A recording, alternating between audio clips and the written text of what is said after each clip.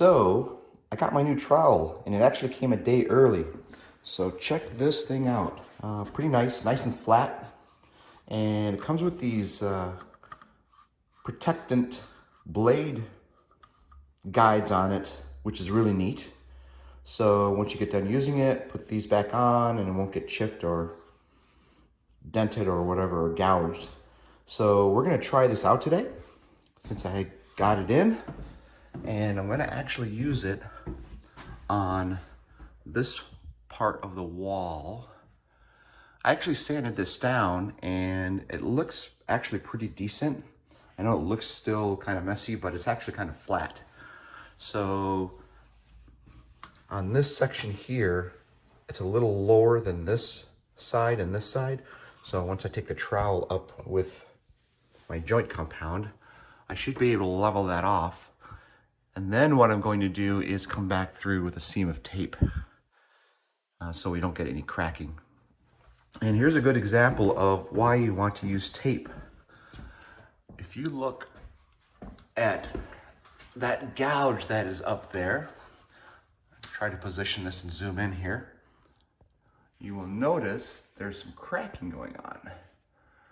And if you have a large space and you put a lot of joint compound in there, when it starts to shrink, you start to get this cracking, and you don't want that. So what I'm going to do here is I'm going to fill that in and then put some tape over it again, and then that should prevent any additional cracking going on.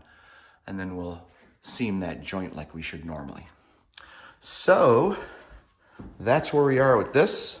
We'll give you an update here soon on that piece. So I used that trowel that I just got and I filled in this long strip here, and it worked very well as I was able to fill that gap in very quickly.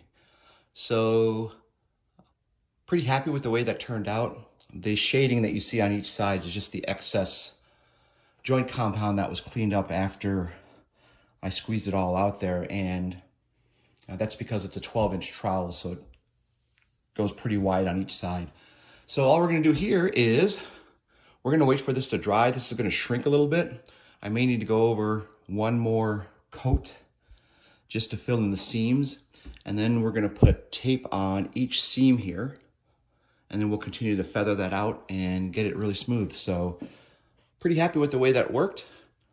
Took a little bit getting used to when you're using a trowel that size to get all the joint compound on, but if you're a quick learner, you can do it really quick. Me, I'm still an amateur, so it took me a little while to get through that, but as I continue to use that, I think it'll go a little bit smoother and quicker, especially when I get into these larger seams over here and having to put more joint compound on, but we'll see how that works.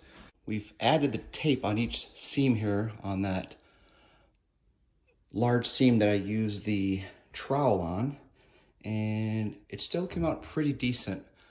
I've got to go back through and sand it, and then we'll put our second coat on and then our third coat, but overall it looks pretty good and starting to really seam in and smooth in with the rest of the wall here. So we'll come back and sand that up. We've also got just about all of the taping done in the room over here, the bedroom, and in the hallway. And the only part that's left is two small strips that go on each one of these seams in the ceiling. So I just had to fill in some gaps there, so we're letting that joint compound dry, and then we will come back and fill those in. And then in the meantime, we've already moved into the bonus room. I got this little corner done here, which worked out very well.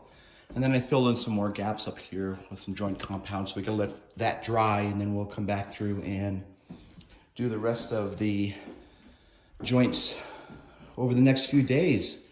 So we are about to wrap this session up because again, it is dark outside and it is time to wrap it up for the day. So until next time, peace out.